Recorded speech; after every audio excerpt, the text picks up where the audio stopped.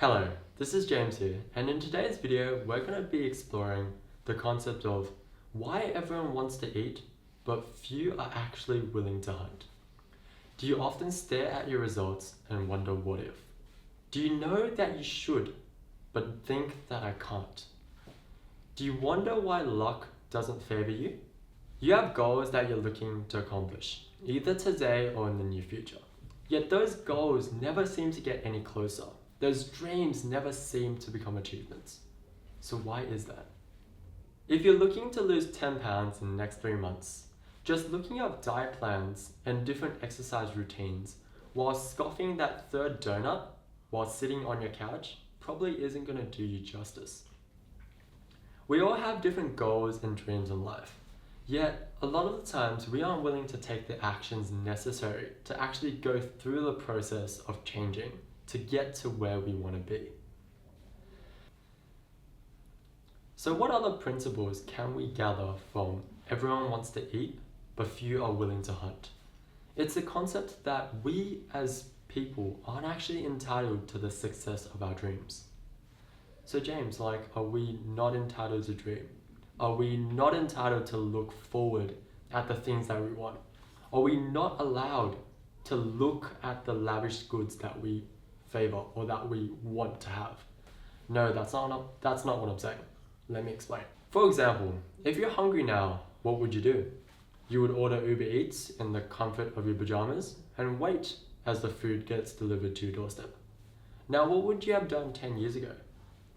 You would have opened up your fridge and cooked something from the measly selection in your fridge because you were too lazy to do grocery shopping that week. Or at the very minimum, you would have put on some respectable clothes and walked down the road to the local diner. We now live in a world where our basic necessities are satisfied so easily and so conveniently that this mindset translates into other areas of our lives, more specifically when we're trying to approach goals and actions and dreams. So now that we've clarified how these basic principles apply to the general population, how do we apply these to you? Now that you understand that you're only entitled to the actions that drive towards your goals, maybe it's time to break those old habits and strive towards the future. These are a few practical applications that I see. They may not be the applications that you see, but the underlying principles are universal. You can't complete a masterpiece without its pieces. So what do I mean by that? So let's suppose that you wanted to learn a new language, say Chinese, and you thought to yourself, hey, you gave yourself 1 year to do so. You think to yourself momentarily, hey, this could be easy, it's just one language. Then you think to yourself, oh wait, it took me 16 years to actually master English personally. So then you think to yourself, okay, well, how am I going to get through Chinese in an entire year? So instead of actually worrying and then giving up, reverse engineer it.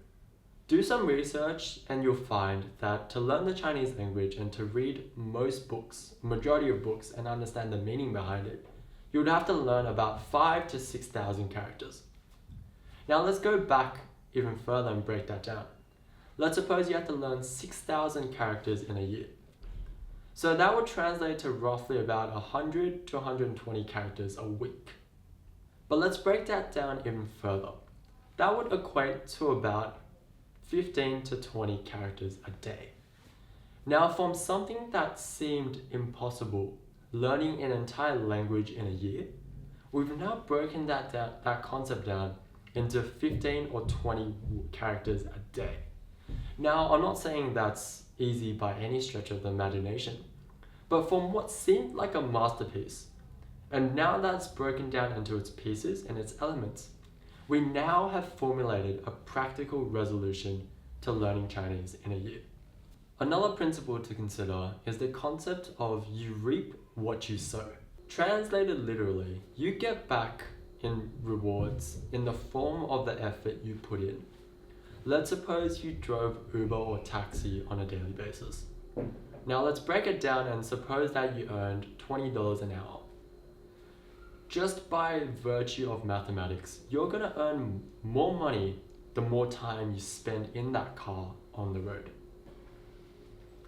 The simple principle behind this is that you're gonna see results correlational to the amount of time and effort you put in. The third application that we're going to go over in this video is simply the concept of adopting the mindset of the willing. No change has ever happened when change wasn't willed.